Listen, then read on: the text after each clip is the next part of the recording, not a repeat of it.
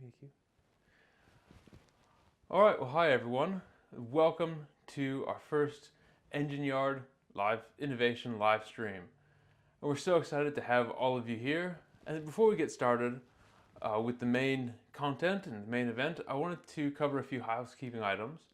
And first, please feel free to ask any questions in the chat, and our moderators are watching the chat and making sure we'll note the questions for the question and answer section at the end. And we're going to be posting links in the chat section, so please keep an eye on that. And the recording will be made after the event. And again, our Q&A session is at the end, and we'll be saving questions until then. So we're going to kick things off with a keynote from our CEO, Rahul Subramaniam. Hi everyone, my name is Rahul Subramaniam, and I'm the CEO at DevGraph. Welcome to the DevGraph Innovation Livestream. We haven't had this kind of a virtual customer or user conference in over a year, but we've been working very hard behind the scenes on some really cool innovation, and today is the day we get to showcase this innovation to you. A lot of us have made a big bet on AWS, and that is a no-brainer. And the reasons are the following. AWS is hyper-focused on innovation. They are solving problems that even today are unthinkable for any organization to solve themselves. In some cases, solving these just a few years ago would have been simply impossible. If we are not leveraging these innovations, someone else will. The rate at which these innovations are being rolled out, turning complex customer problems into commodity services, is absolutely mind-boggling. Just in the last year, AWS released thousands of updates and new features into their service catalog. Being able to leverage this vast and ever-growing catalog of building blocks is unlike any other asset that has existed in history. This allows organizations to focus on and build only what is truly differentiated and value-driving. It would be hard for me to imagine that a small to medium-sized organization would have the scale of data that would be required to build, for example, a recommendation engine for retail that can perform more accurately, reliably, or cost-effectively than what AWS Personalized provides out of the box. When it comes to elasticity, scalability, reliability, and cost efficiency, it is really hard for any single organization to replicate AWS's service catalog. In essence, AWS is becoming the foundation for any solution you might want to build. With all these amazing services though, there are some challenges to overcome. AWS's focus on innovation means that they have distributed teams that are completely independent, working on taking a single customer problem and trying to turn it into a commodity service. AWS consciously makes a trade-off in favor of innovation over coordinating the user experience across all of these services. With hundreds of new features being added every year, it means that each year AWS gets just a little bit harder to use. This complexity extends along a number of dimensions. For example, the overlapping functionality across services makes it really hard to choose at times which one you want to pick. AWS has been building amazing higher order services that we all love. These are not just compute and storage anymore, but solutions like recommendations engines, forecasting solutions, and marketing campaign management. While these services are awesome and something we encourage everyone to leverage, using them means invariably grappling with and mastering a number of lower order services and all of their associated best practices. Keeping up with the fire hose that is AWS services announcements, best practices, and reference architectures can make you feel like Sisyphus pushing that boulder up the AWS hill. We at DevGraph have focused all our energy in trying to make AWS easy. At Engine Yard, since its very inception, we've helped our customers simplify deployments of their Ruby and Rails solutions by baking in all the AWS best practices into the platform so that you do not have to worry about these. Today, I'm very happy to announce that we deliver on our mission of making AWS easy on 4 new fronts.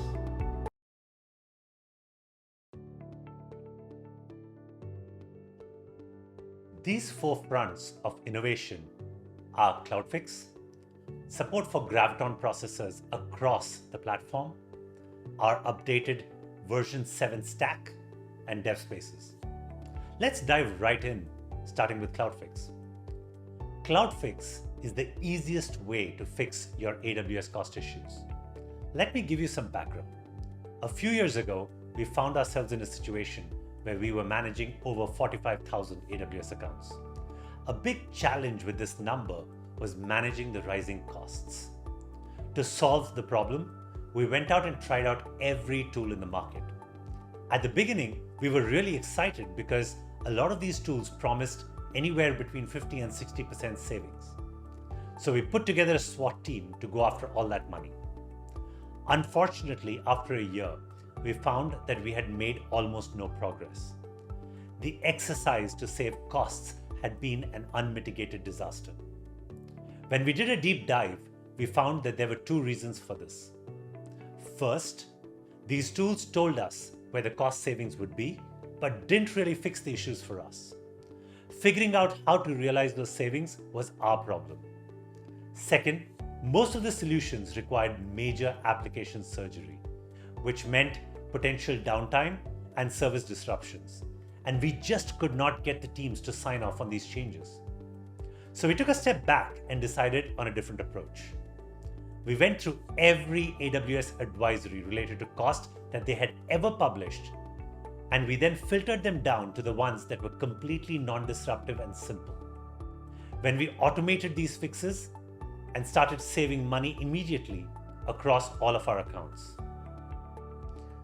we soon realized that we had created a product that was not just valuable to us, but could also be valuable to all our customers.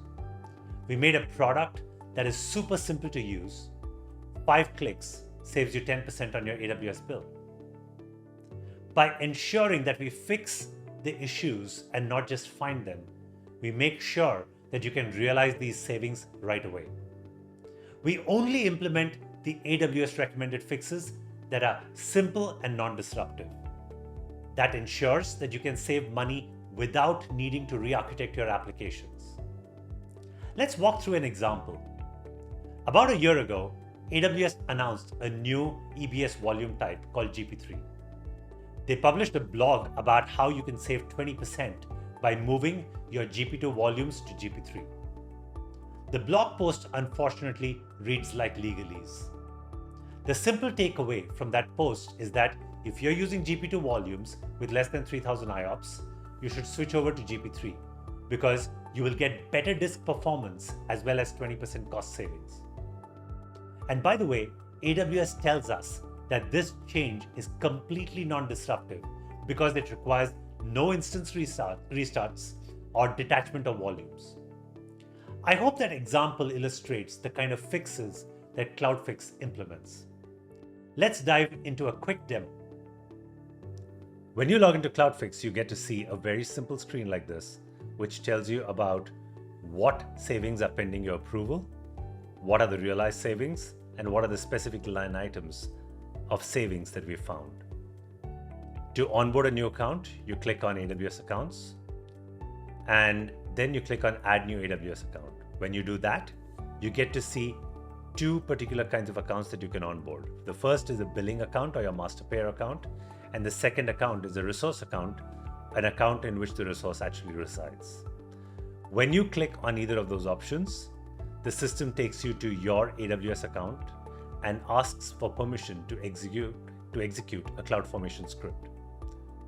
The CloudFormation script asks for basic read-only permissions to your metadata, and it asks for write permissions to AWS Change Manager.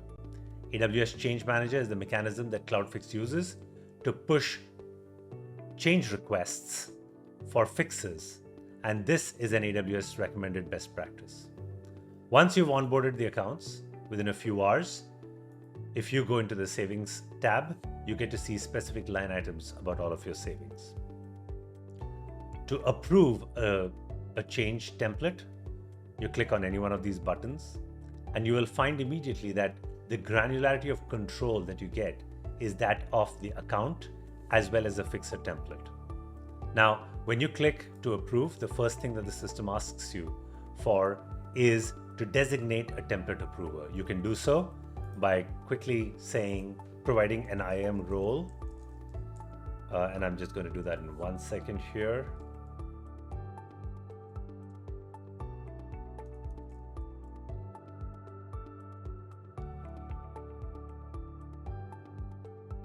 And so in this particular case, for this particular account, I have designated the Cloudfix demo user IAM role as the designated approver. Now, you can then click on Approve Template, in which case it gives you two more options. The first is you can decide that when you approve the Change Manager template or the SSM document, that fix, whenever we find a particular issue of that type, gets executed, or you start getting those savings immediately or instantly. The other option is that you can decide that you want a certain maintenance window. Let's say that is a Monday at 9 a.m. Of every week. That's when you want this to execute. You can set that up in this particular tab, and you're all set. Once you do that and you say Approve Templates in AWS Console, this actually takes you to Change Manager in your account. And over there, you have to approve the Change Manager SSM document that describes exactly what changes will be executed one after the other. And that's about it. From that point on, for that particular account and that particular fixer type, anytime we find an issue, that particular problem gets fixed automatically without the need for any intervention. So as you can see, Cloudfix is really, really, really simple. It's a few clicks that get you 10 to 20% savings on your AWS bill. With Cloudfix, we are working really hard to make AWS cost savings easy. I'm really happy to announce that starting today, all engineered customers can start using Cloudfix on their non-engineered accounts for free till savings reach 10 times the annual spend with us. You can reach out to us via the link posted in the chat or via support to get started today.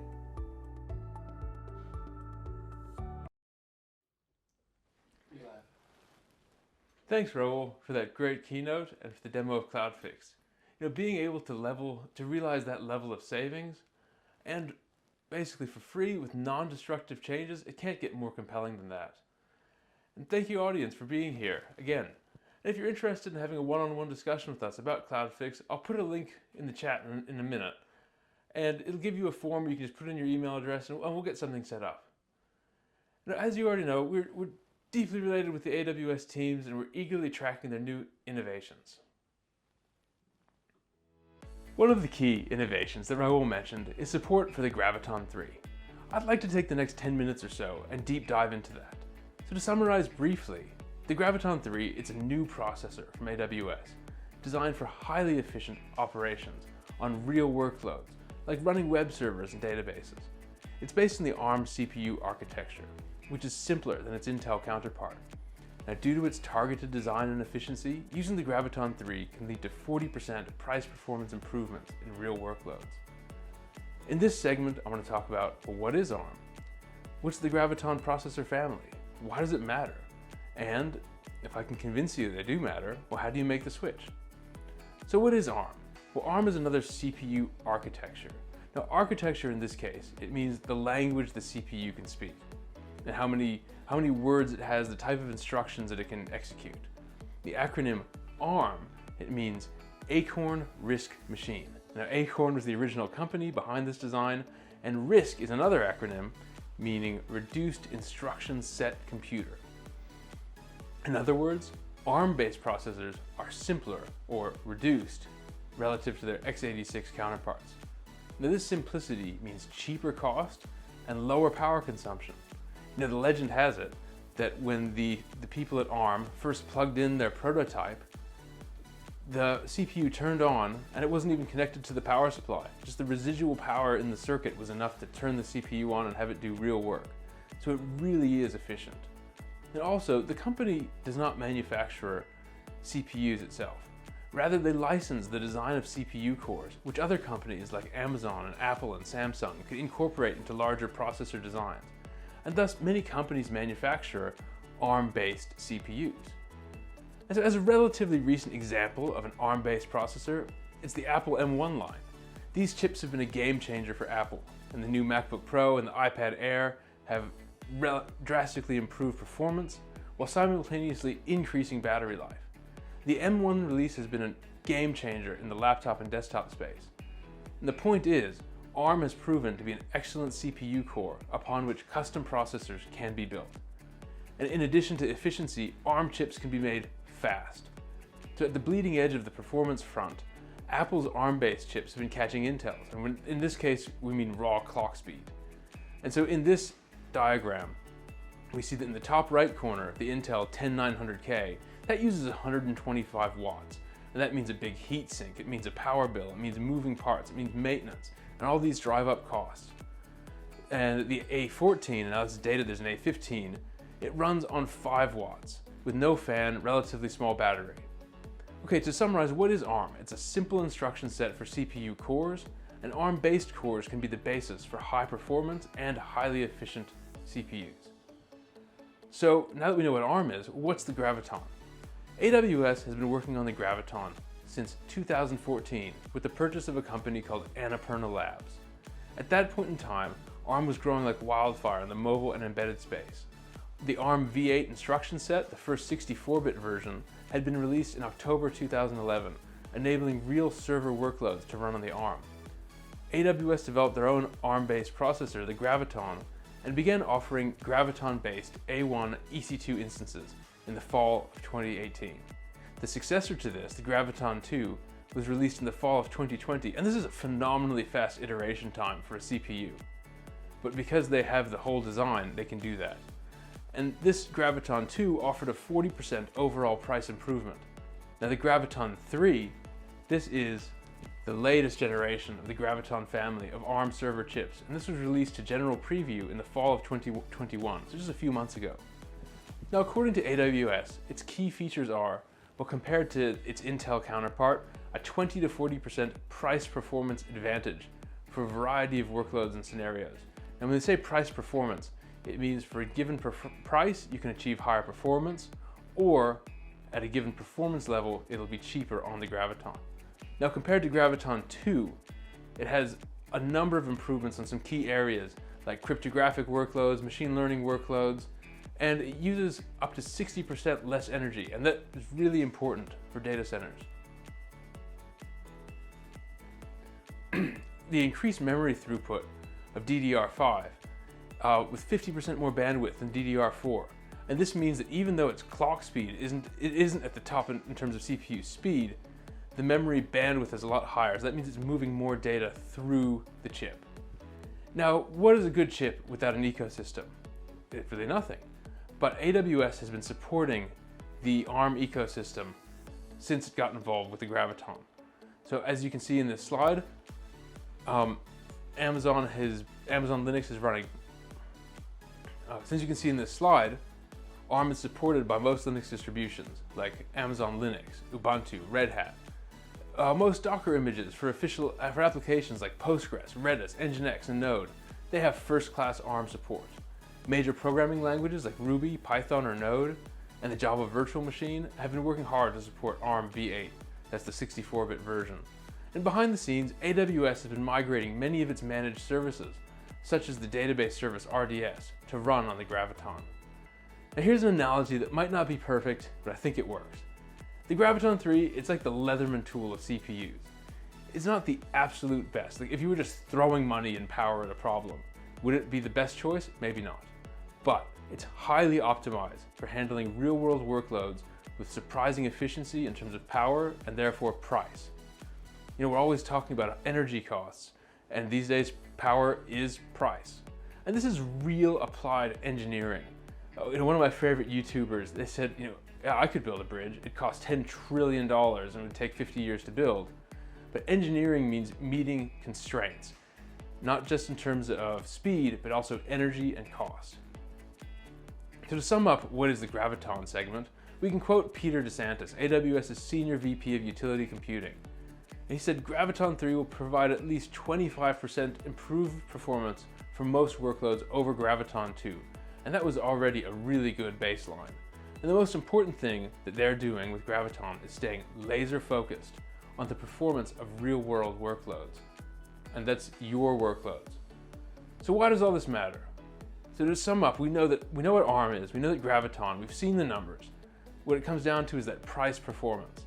And like I said earlier, the Graviton 3 is not the fastest processor out there in terms of raw clock speed, but what it does remarkably well is run server workloads, and this means analytics, databases, web servers, Ruby, Node, any type of general processing load. And so rather than optimize for sticker stats like the raw clock speed, they've added the ability to process more data per clock cycle, and this is called making the core wider. We spoke about efficiency of the Graviton 3, and that means power and heat. So when it comes to running data centers, low power means lower direct costs like an energy bill. This means lower cooling costs, maintenance, more dense racks, and all that means savings, which AWS can pass on to you. So looking at AWS's slides, they're measuring performance improvements on Nginx, Groovy, Node, Redis. With Graviton, they are highly focused on the type of performance that actually matters. As another interesting data point, there's a recent blog post on the Spaced Out and Smiling blog, and that was featured on Hacker News a few weeks ago. The author, Jamie Knight, decided to run his Node.js test suite on an M1 Mac Mini, an M1 Pro MacBook, and the AWS C6G, not the C7, so that was still a Graviton 2. And as you can see by this table, the Graviton 2 was extremely fast. And Jamie ended with a prescient quote that I'll put up on the screen here. So the Graviton platform is more than fast enough for us to move our production workload to. And with the Graviton processors being good enough, I can move my whole development pipeline to be ARM end to end. All right, so how do you switch? You know, when you hear about a new CPU architecture, my natural reaction is, well, cool, but all my stuff runs on Intel. This is a big change. And from slides from reInvent, we can see, according to AWS, migration is now simple and fast. In some cases, we've seen customers move in as little as 4 days. So why is this the case? Well, I think us programmers, we might have done something smart here. We never tend to think about the exact CPU itself. We're targeting a language like Ruby or Java or Python, and it's the responsibility of the language to translate your code into something lower level. So for ARM, and therefore the Graviton 3, this work has largely been done.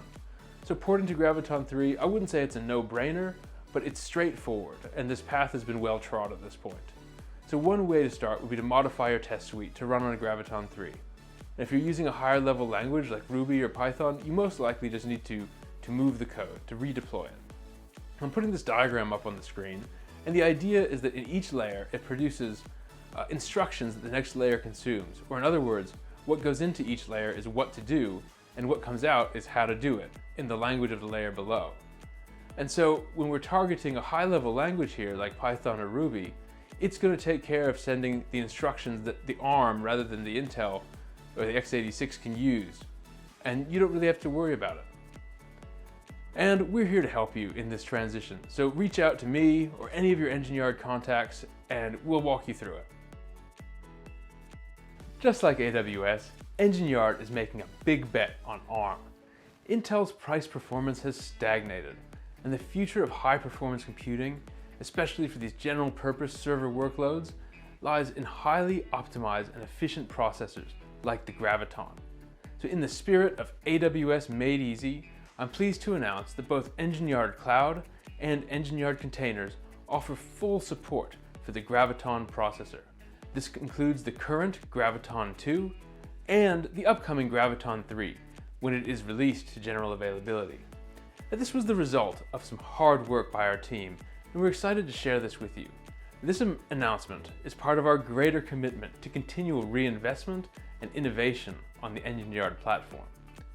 I'm putting a link in the chat, which you can click on to schedule a conversation with us to learn more about migrating your EYC or EYK workloads to the Graviton.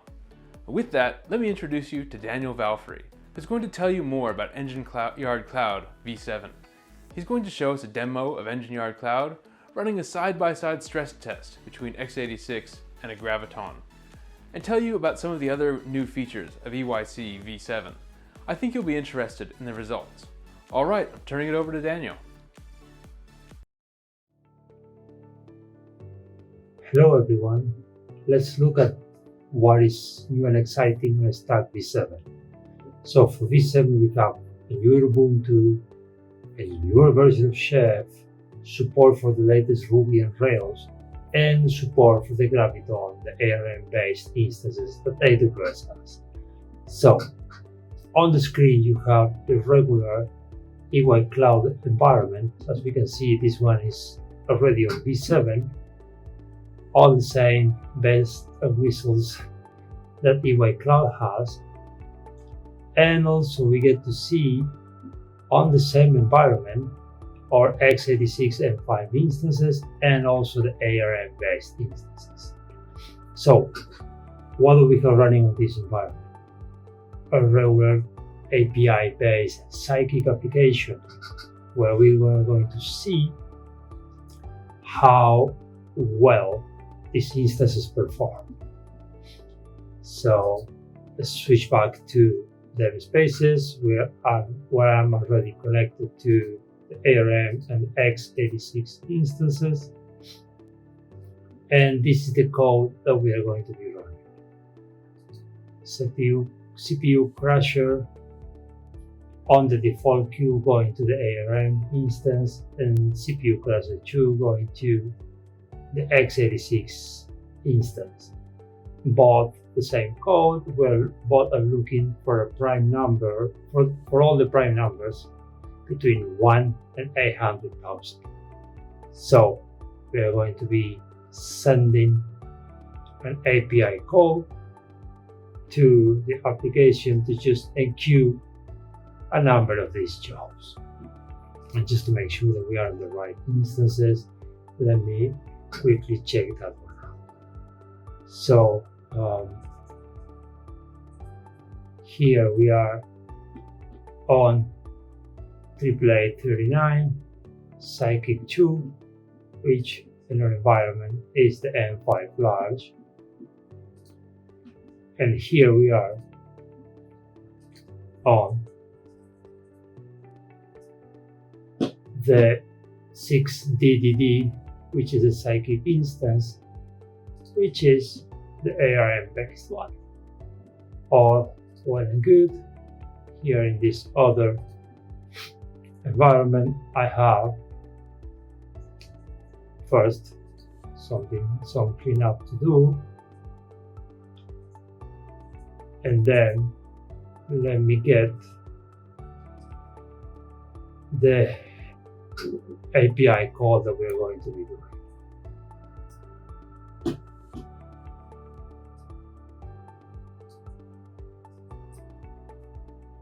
Let's fire 100 jobs for each one of them. Here we go. Going back to each one of the instances, we're going to be able to see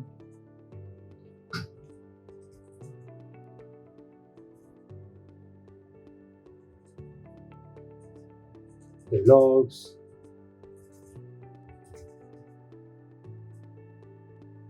it's going to start being written pretty shortly. Just fire both of them. And also on the Psychic UI, we already seen that some of the jobs are starting to go. We have also set a very simple pie chart that will go on showing us how well the instances perform. We're already seeing the ARM picking up in front of the x86. So let's actually check out the logs themselves. Again, this is the ARM instance processing the task at about 25 seconds each versus the x86 instance processing at about 35 seconds each. Again, as it progresses, we will see the performance stabilized at around 33%, making the ARM faster than x86 processing this type of logs. So again, all this is happening on a regular EY Cloud environment where the instances live alongside each other on different architectures, all in a V7 environment. Let's take one more look at the performance. It's going between 25 and 33% depending on the moment that the graph is being rendered. And just to show how we are rendering the graph, here is a little bit of the math that is happening there. So we have the ARM instance being 33% faster, and as we know, as per Amazon published prices, the M6 are at about $56 a month on Linux on demand, versus the M5, the x86 are at $70 per month. So to conclude this segment, Engineer Stack V7 has newer operating system, newer chef, support for the latest Rubies, support for the latest MySQL and Postgres runtimes. It is cheaper to run than other stacks, and it also has support for AWS Graviton instances. So reach out to a support organization and sign up for a preview on EY Cloud Stack V7. Thank you.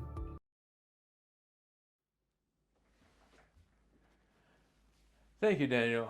We really appreciate the explanation. And to reiterate, Engineered Cloud version 7 is now available for preview. Just click on that link and we'll get it all set up for you. Alright, it's now my pleasure to talk to you about DevSpaces. Hi everyone. In this section, I want to tell you about DevSpaces. DevSpaces is a powerful tool which bridges the gap between local and cloud, between dev and prod, by providing a cloud-based ephemeral IDE, allowing for a seamless developer experience. With DevSpaces, you can focus your efforts on where they really count, on the code.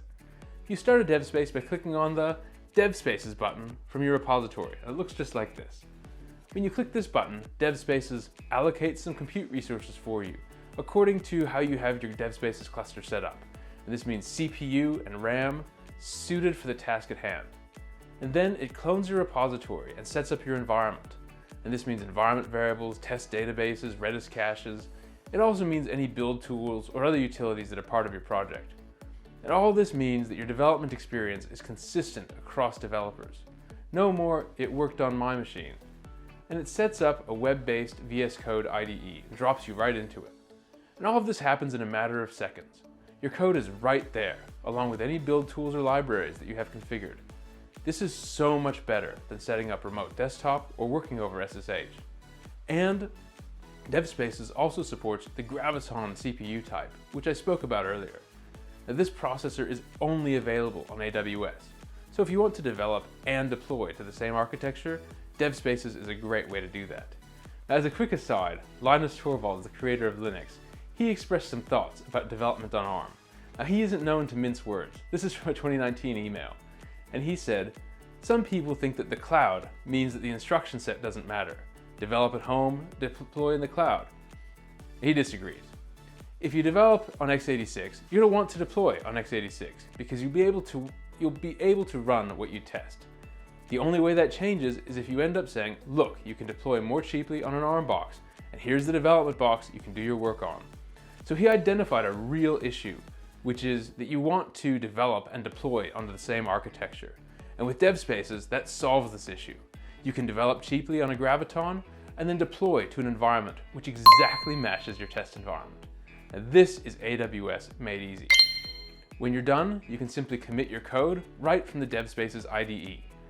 And since it's ephemeral, when you're done, DevSpaces can shut everything down and do the cleanup for you. It is just on-demand, clean, ready-to-go development environments. And since it's tightly integrated with Git, you can review pull requests and commit code all from the web-based IDE. All right, enough talking. Let's dive in and see how it works. All right, so this is where we start DevSpaces. So remember we said we clicked this DevSpaces button? Well, on the screen, That's right here. So we're in this simple Ruby project, Ruby quiz. Let's look at the gitpod.yaml. So DevSpaces, it uses gitpod under the hood, and is saying these are, it's going to open up port 3000, that's where our application is going to talk. It's going to do these tasks, and it's going to start a Rails server.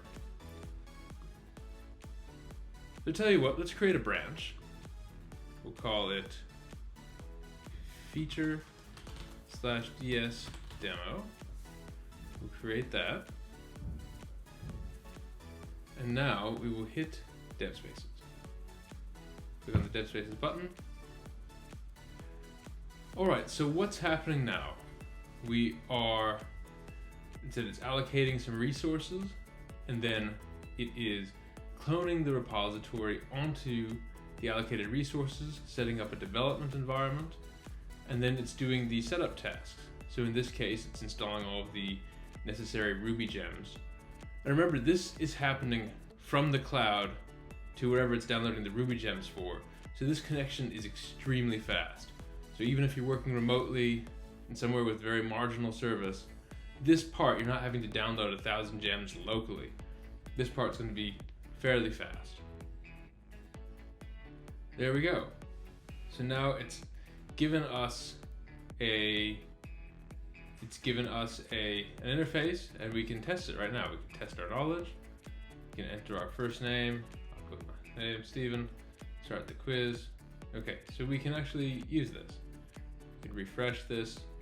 So now what we can do is we can make a small change to our application. Why don't we change? Oh, here we go. Please enter your first. Why don't we use the word given name? We start our server here. Run Rails server again. This is going to automatically save. Okay. Are you a trivia and expert? Test your knowledge. Please enter your given name to start this quiz. Okay, so we've made this change. Let's look at the integrated Git features. This is really, really neat. We can, let's see, we can commit this code here. We've got our source control. It said swapped first name to given name. What are our changes? Let's stage this one. This probably should be ignored. Let's stage this change, and then we can commit this. We can do compare and pull request. Swap first name to given name. Create a pull request. And then we can see over here, we go, here's our pull request, and we can look at that right here. Check out this branch and see it. There we go. We're happy with that change. Why don't we merge this? Okay, so let's create an app. We call it EYK apps create. Let's call this app 008. Okay, so it's created an app. If we look at our remotes, git remote -v, we set up the special EYK remote that's for our deployment. Now here, we'll run this command here. This is just using a special SSH key that we set up off screen, and we're pushing to this remote. We're going to push the EYK, and that worked. This is building a Docker image from this file. We've got a Docker file here. So this is building this Docker image and pushing it to the EYK cluster. Okay, that finished. So now what we want to do is we can run the command EYK info. And it's saying, okay, here's a URL that we have now deployed our app to. So if we copy this, go here, and there we go. Our app comes right up. Go back to our dev space. We do git branch -a, git pull, and now we can redeploy using that same command. Here we go, that 008. Let's go have a look. We'll refresh, enter your given name to start the quiz. Okay, neat. So we've done a deployment to EYK. Now let's switch branches and do a deployment to EYC. I've got another branch for that. Git branch -a git checkout. Let's say feature deploy to EYC 001. All right, so we're on this other branch. Now I'm going to do a little bit of setup. All right, so now we'll log into our EY Cloud. Log in. Okay, we are logged in. Now let's check the servers that are ready in this environment, which we have set up. Okay, we're ready to go. And then EY core deploy -e, same thing, Ruby quiz v7. Okay, so look at that. It is launching a deployment. That all looks good. Verifying and propagating, that's what we want. Starting full deploy. The cool thing is that we've deployed this. We can make a similar change if we'd like. So for example, we can go open up here. We can do, let's just make this capital this time. First name, it'll auto save. We could redeploy it. And same thing. Okay, so we see with our Engineered Cloud that we are running in a v7 environment here, and also very exciting, this has been deployed to an instance type of M6G, so general purpose ARM. Okay, well this concludes the demo. Again, it's really exciting that we can develop and deploy on the same architecture and really answer that that challenge that Linus said, where this is really important part of developing on ARM, that we can develop and deploy on the same architectures. Plus we have consistency across across developers. All the dependencies are managed for us. We can get a fresh, clean environment whenever we want it. It really is a really neat way to develop. All right, I'm going to put a link in the chat. So if you're interested in learning more about dev spaces, you can click that link. If you've already submitted it for Cloudfix or EYC v7, you can submit it again. And of course, we can aggregate that data. Okay, I want to turn it over to Raul for some closing remarks. Thanks again. Our teams have worked incredibly hard to bring to you all of these amazing new innovations that we spoke about today. And our hope is that you will derive huge value from them at your organizations. To quickly recap, you now have access to Cloudfix, the easiest way to save 10 to 20% of your AWS bill. Engineered customers can use Cloudfix for free till your savings exceed 10 times your annual spend with us. Next, we talked about the new version 7 stack for both Engineered Cloud and Engineered Containers. This new stack is based on Ubuntu LTS 20.20. It uses Chef 17. It has support for Ruby from versions 2.7 and above. There's support for MySQL 5.7 and 8 and Postgres SQL 10 and above. But most importantly, we now not only support the x86 architecture, but also have support for Graviton. Version 7 is open for preview today, and please reach out to us if you'd like to sign up for it. Lastly, we talked about dev spaces, the revolutionary solution that helps your teams be more productive. Dev spaces is available today in both the shared and private cluster mode. I would like to thank all of you, our customers, for taking time today to attend this session. With that, we have just a few minutes left, and I'd love to switch over to the Q&A session. Stephen, back to you. All right, it seems like we're having a little bit of a technical issue with our Q&A session, so we really apologize for that. But what we can do is please submit any questions by email, and we can do a second broadcast of just Q&A. Anyway, thank you so much for joining the stream. We really appreciate it, and we will see you next time. All right, we're signing off. Have a lovely day, afternoon, evening, wherever you are. Thanks a lot.